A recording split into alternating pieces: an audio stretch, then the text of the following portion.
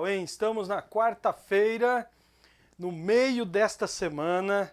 Uma bênção do Senhor Jesus estarmos nessa quarta-feira. É muito bom saber que Deus cuida de cada um de nós. E o nosso programa, cada vez que nós chegamos até você, nós chegamos com a Palavra de Deus. A Palavra de Deus é o nosso guia. Quero, antes de orar, antes de prosseguir aqui com a Palavra de Deus, quero deixar aqui o meu beijo a todos os amigos que estão nos assistindo aqui pela página do nosso Facebook, aqui da Igreja Adventista Central de Diadema. Também Marcelo Milani, ó, deixa seu like lá, acessa a nossa página também no Facebook. Tem gente de tudo quanto é lugar, tem gente lá do Paraná, tem irmãos do Paraná, tem irmãos do Mato Grosso do Sul, tem irmãos lá do Rio de Janeiro. Falei com uma irmã hoje cedo do Rio de Janeiro, irmã Vânia, Deus abençoe por vocês, viu, irmã Vânia? Estou orando aí por você e por sua família.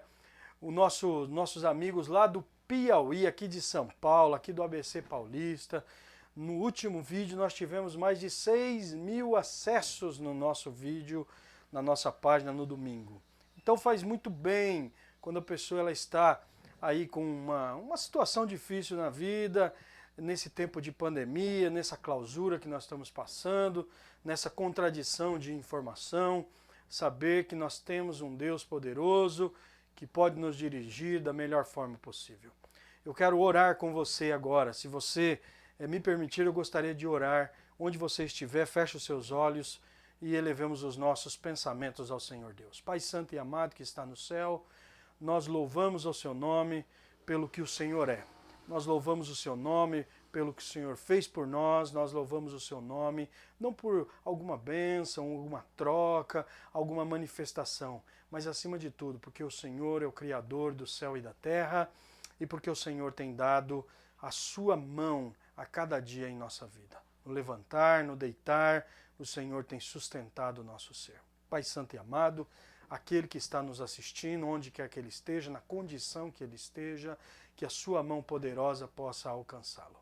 Nós agradecemos, Senhor, porque temos a oportunidade de louvar o seu nome por meio da oração, Pai. Que importância tem a oração de nos achegarmos tão perto do Senhor. Que o Senhor nos abençoe nessa hora e nos guarde, em nome de Jesus. Amém. Eu também queria deixar o meu beijo, o meu abraço, o meu carinho ao meu povo aqui do distrito de Diadema. Oh, meus irmãos, como eu estou com saudade de vocês, viu? Saudade de dar um abraço, um aperto de mão ali na saída da nossa igreja, mas infelizmente nós temos que cumprir essa quarentena para o nosso bem. Não vamos descuidar, viu? Nossas orações também por todos os profissionais da saúde. Solange, amiga querida, Deus abençoe você aí no seu trabalho, tá bom? E todos os nossos idosos da nossa igreja, as nossas crianças, Deus abençoe vocês, o pessoal nosso do Parque Real, Jardim Campanário e aqui da Igreja Central de Diadema. Vai o nosso abraço aqui, o nosso beijo, a irmã Conceição, o irmão José, a irmã Conceição e o irmão Jorge, a irmã Conceição, Maria da Conceição e o irmão Manuel. Quantas Conceições ou Conceiçãos existem aqui no nosso distrito, né? Tantas Marias, tantos Josés, Janice, né, irmã Janice, serva de Deus, a Verinha, Deus abençoe você, irmã Sandra, Deus abençoe, irmã Pedra, nossos irmãos queridos. Olha, que saudade dos nossos irmãos, mas tenho certeza que brevemente todos nós estaremos juntos e isso não vai demorar, tá bom? Deus abençoe você. Eu quero deixar uma palavra de esperança para você nesse momento. E a palavra de esperança que eu quero deixar nesse momento com você é a palavra que está na Bíblia Sagrada, no livro de Crônicas, no livro de 2 Crônicas, no capítulo 20. Eu tenho meditado bastante nesse texto. Que texto maravilhoso esse! Esse texto de 2 Crônicas, do capítulo 20, é um dilema para cada um de nós. Você sabe que esse texto fala de um rei chamado Josafá. O rei Josafá, ele foi rei em Israel, na parte sul de Israel, foi rei em Jerusalém. Lá, Josafá, ele dividia o território que hoje nós conhecemos como Israel com outro rei, o rei Acabe. E um dia, no capítulo 18, se você tiver a sua Bíblia, você vai poder dar uma chegadinha lá no capítulo 18 e ler a aliança que Josué fez com Josafá. Um dia Acabe fez com Josafá. Um dia Acabe queria fazer guerra contra outros reis. E Acabe, para convencer Josafá, ele montou toda uma estrutura paramentada e desceu até Jerusalém. Chegou lá com seus profetas, aquela parafernália toda real, e ali tinha um profeta, um único profeta, chamado Micaias.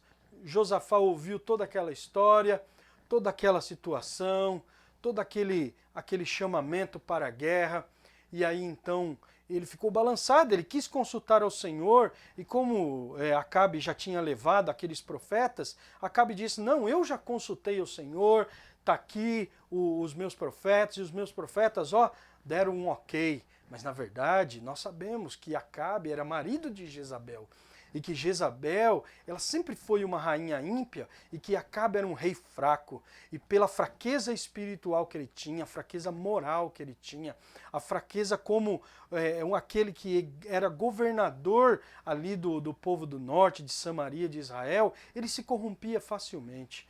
E então ele tentou iludibriar Joás. E aí então eles conseguiram ir para a guerra e foram para a guerra. Só que Micaias falou para o rei, olha rei, cuidado, você não deve ir para a guerra, você não deve se juntar com ele. Por quê? Trevas não se juntam com luz, água não se junta com óleo. Filhos das trevas não se juntam com filhos da luz. Os filhos da luz andam com filhos da luz. Os filhos das trevas andam com filhos das trevas. E aqui eu faço um parêntese para os nossos jovens que estão nos ouvindo. Toma cuidado, às vezes dentro do ciclo da sua igreja, de onde você está frequentando, e não estou falando só para jovem da igreja adventista, estou falando para qualquer tipo de crente. Você toma muito cuidado, porque às vezes você quer evangelizar, fazer um namoro missionário, ter aquele relacionamento com pessoas que não são partícipe das coisas de Deus, e você pode se dar muito mal. Então toma esse cuidado aí e não inventa moda. Vai fazer o arroz com feijão. O que é o arroz com feijão? Arroz com feijão, filho de Deus com filho de Deus. E aí então o rei saiu ali, Josafá saiu então para guerrear com Acabe. Sabe o que aconteceu? Acabe morreu nessa guerra. Acabe, ele teve então, no meio da batalha, no meio do calor da batalha, ele levou uma flechada e ele morreu. E aí Josafá voltou derrotado, e não só derrotado, ele voltou humilhado, porque aquele que não obedece à palavra do assim diz o Senhor, e Micaias tinha falado para ele, olha, escuta a voz de Deus, eu sou um profeta de Deus, esses 400 profetas, esses 600 profetas, esses profetas que estão com Acabe, eles não são profetas de Deus. Lembra da história de Elias? Lembra daqueles profetas que Elias mataram? Era aquele tipo de profeta, profeta da imoralidade, profeta de Baal, profeta daquilo que não é partícipe de Deus. Então, Josafá, ele passou por essa angústia, por essa situação, e aí então no capítulo 20 vem uma história que começa no versículo 1 o seguinte, depois disso o quê? Depois dessas coisas que eu fiz um resumo para você, e depois se você quiser saber um pouco mais, você pode ler ali desde o capítulo 18 até o capítulo 20, toda uma história maravilhosa.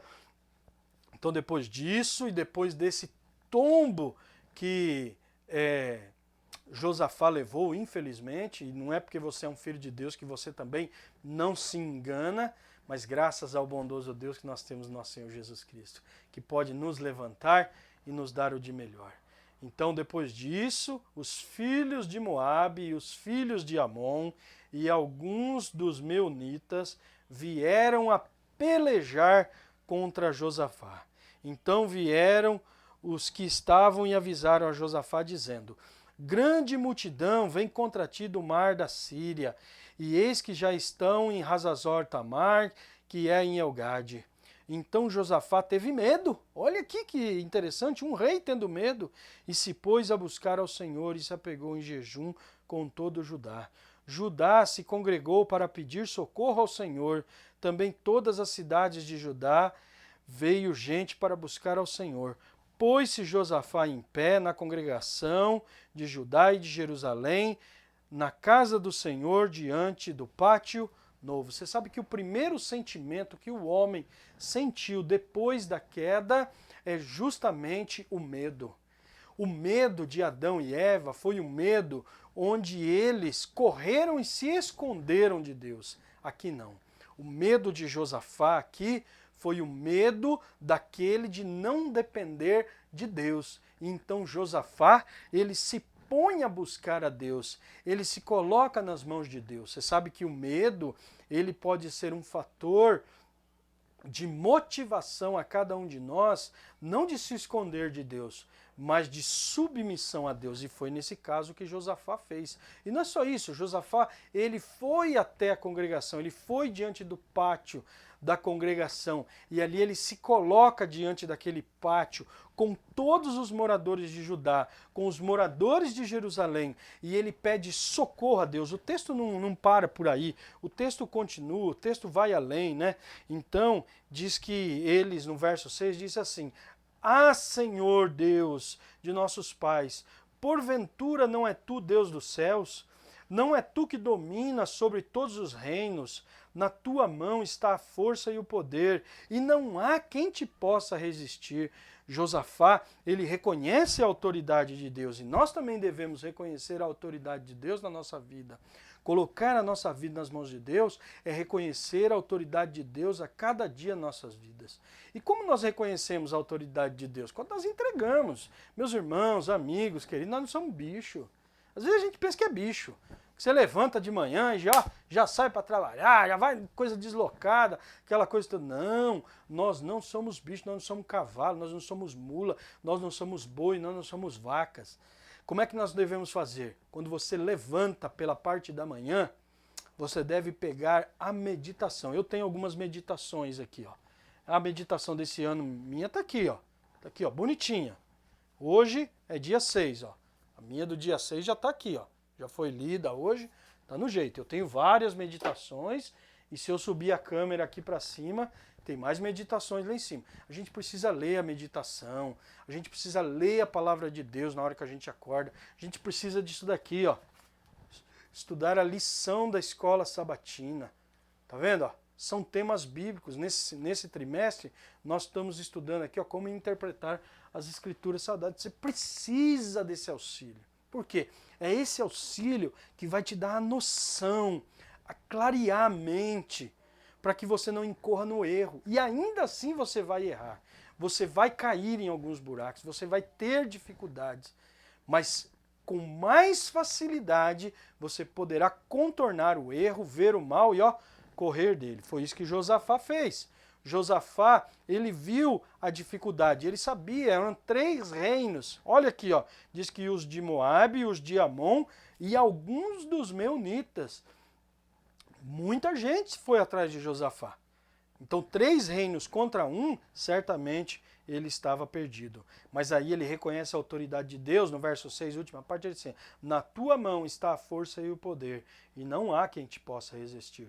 Porventura, ó nosso Deus, não lançastes fora os moradores dessa terra. Ele conclama aquilo que tinha havido no passado com Josué.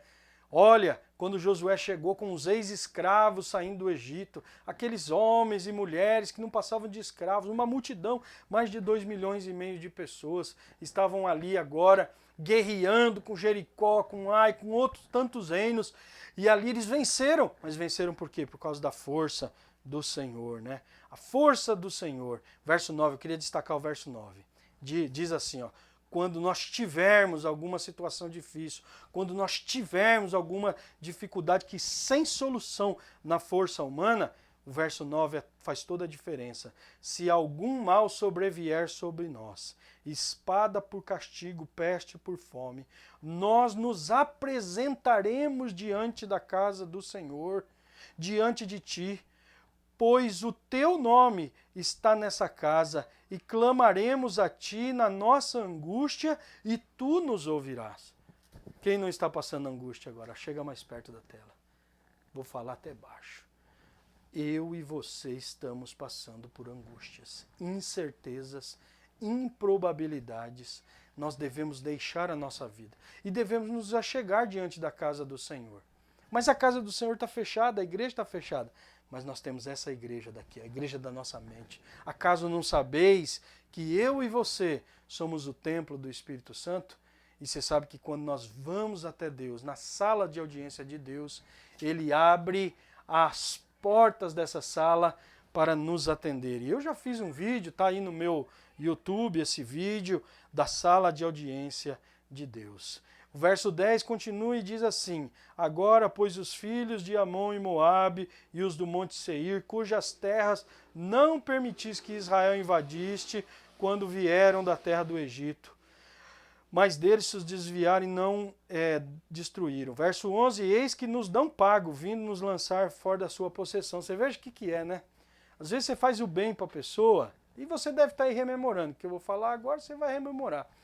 Às vezes você ajudou uma pessoa, conseguiu um emprego, a pessoa estava com uma dificuldade, você pagou um aluguel, estendeu a mão de tudo quanto é jeito e forma, e a paga que aquela pessoa te deu foi te trair, te pisotear, falar mal de você, te apunhalar pelas costas.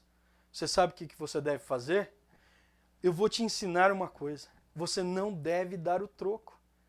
Você deve fazer é se apresentar diante de Deus. E você deve deixar que o juízo e a paga dessas coisas estejam na mão do Senhor e não nas suas mãos. Você tem que deixar que Deus ele faça a vingança por você, que Deus faça o juízo por você. Não promova você a vingança de espécie e forma alguma. Não promova você aquilo que só cabe apenas a Deus. Por quê? Quando nós fazemos aquilo que cabe a Deus, sem a ordem de Deus, nós nos colocamos no lugar de Deus. E você veja, Josafá aqui, ele estava numa situação dificílima. Ele poderia ter chegado nos outros reinos que estavam a par dele, e ele poderia ter falado para aqueles reinos: olha, vocês me ajudem aqui, vamos nos arregimentar, vamos tramar aqui alguma coisa e vamos enfrentar. Mas não, ele se colocou diante da casa do Senhor, ele se colocou diante do pátio da casa do Senhor, ele se colocou diante do altar do Senhor. Então, quando nós temos uma dificuldade, nós não devemos pagar para a pessoa na mesma moeda, nós devemos pagar com a moeda de Cristo. E qual é a moeda de Cristo? Sabe qual foi a moeda de Cristo diante de Pilatos, diante dos sacerdotes, diante dos fariseus, diante de todos aqueles que estavam acusando ali, de Anás e Caifás, era esse o nome que eu queria lembrar para vocês.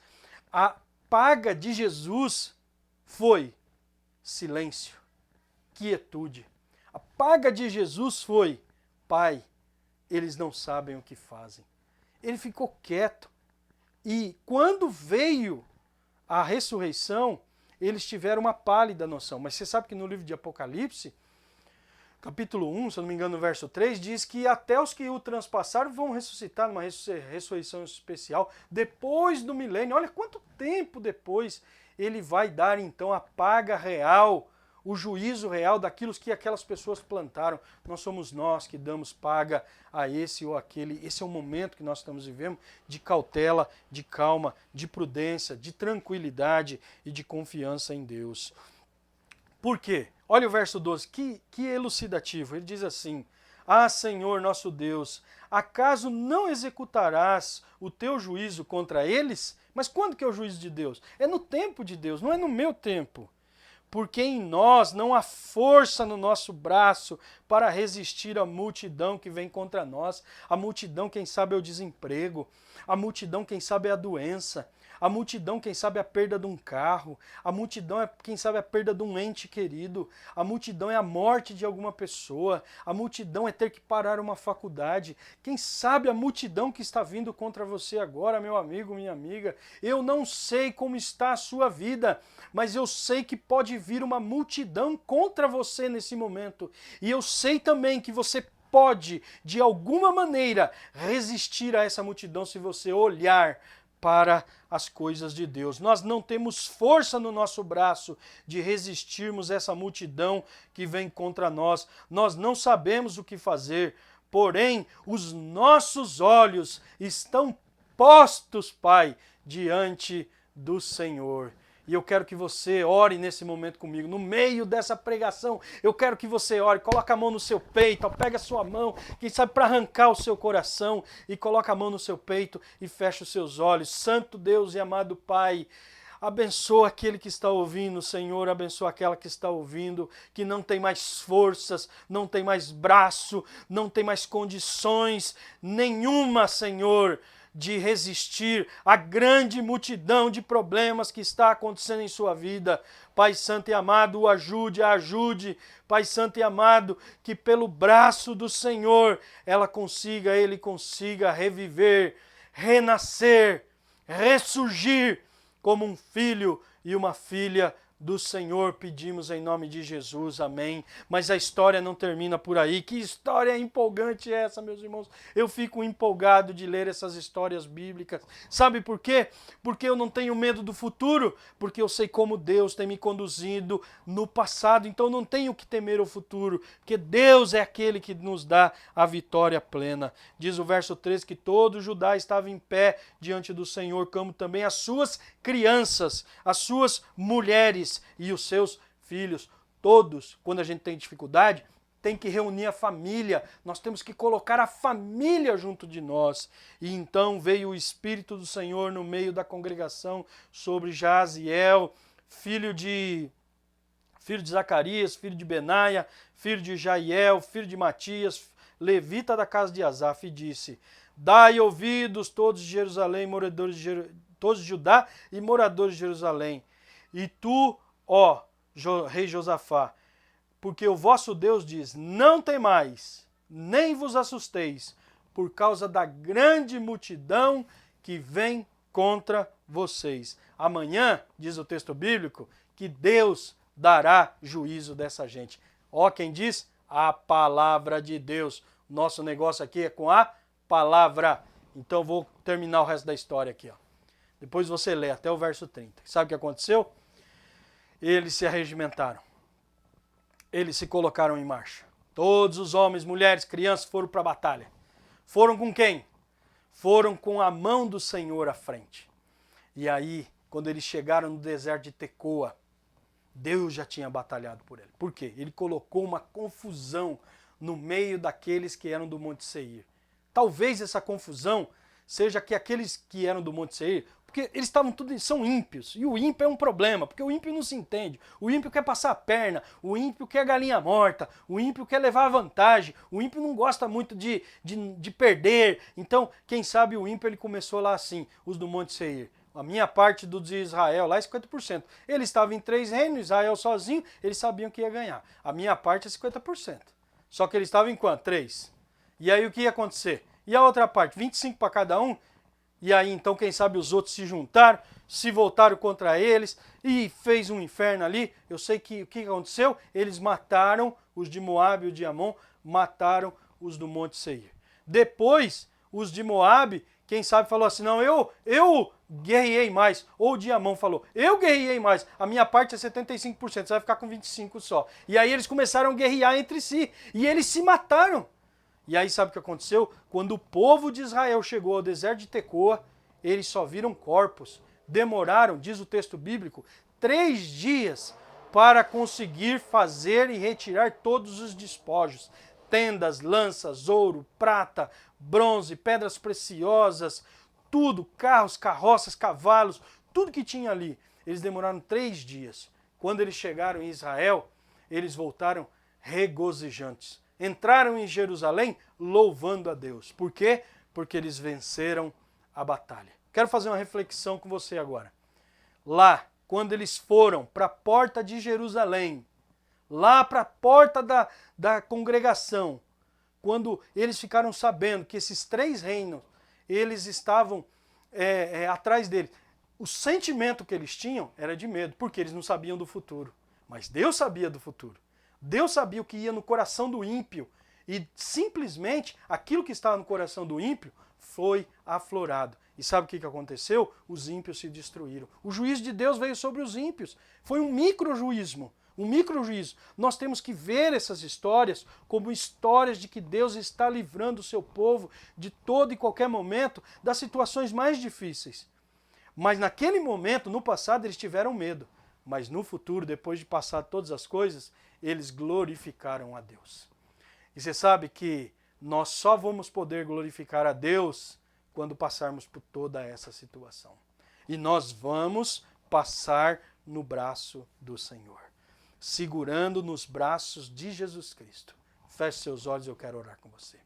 Pai Santo e amado, eleva sobre nós agora o seu Espírito, Pai, que o Espírito que caiu no passado, o anjo que caiu no passado, que protegeu o seu povo do passado, seja o mesmo anjo que nos proteja nesses dias, Pai. Pai Santo e amado, nos dê a sua paz, nos dê a sua unção. Acima de tudo, Pai, nos salve para o reino, que um dia nós cheguemos em Jerusalém, na Jerusalém celestial, com as nossas coroas lavadas, nossas roupas lavadas no sangue do Cordeiro.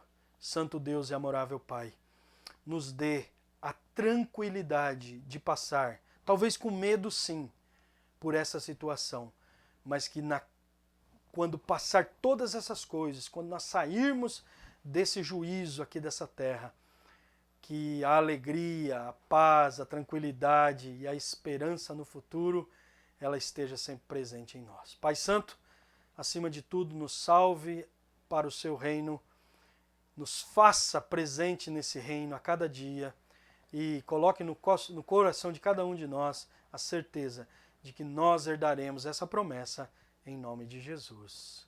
Amém. Deus abençoe você, querido, Deus abençoe você, querida, e não se esqueça, viu? O justo viverá pela fé. Deus abençoe a sua vida.